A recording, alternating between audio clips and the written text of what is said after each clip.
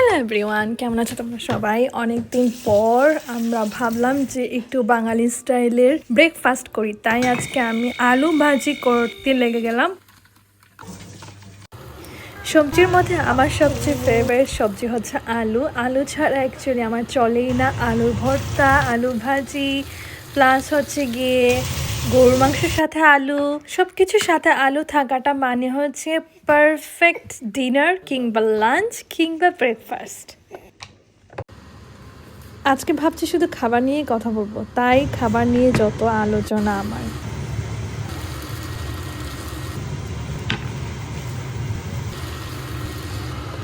ইদানিং শুনছি ডিম ভাজি করলে নাকি ভাইরাল হয়। আমি ডিম ভাজি করছি অ্যাকচুয়ালি ভাইরাল হওয়ার জন্য না, আমার ডিম ভাজি অনেক পছন্দ। আই লাভ ডিম ভাজি। ডিম ভাজি, ডাল আর আলুর ভর্তা হলে আমার আর কিছুই লাগে না। এটা আমার কাছে একটা নাইস কম্বিনেশন। শুধু আমার কাছে না, আমার হাজব্যান্ডেরও অনেক পছন্দ, সাথে নুরাইজের বাবারও অনেক পছন্দ। কি সত্যি তো? হ্যাঁ, অবশ্যই। সো আমার খাবার রেডি, এখন আমি সার্ভ করছি। সো অফ ডেতে ট্রাই করি একটু ভিন্ন কিছু রান্না করতে।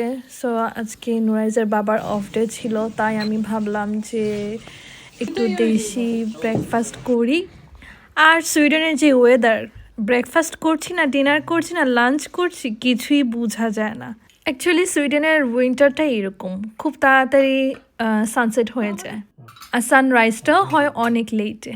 আফটার ব্রেকফাস্ট কফি না হলে কি চলে? সো আমরা ড্রয়িং রুমে বসে কফি খাচ্ছি, আর নুরাইজের বাবা আর নুরাইজ খুব সুন্দর করে খেলছে, আর নুরাইজ লাইট ধরার জন্য তো অস্থির।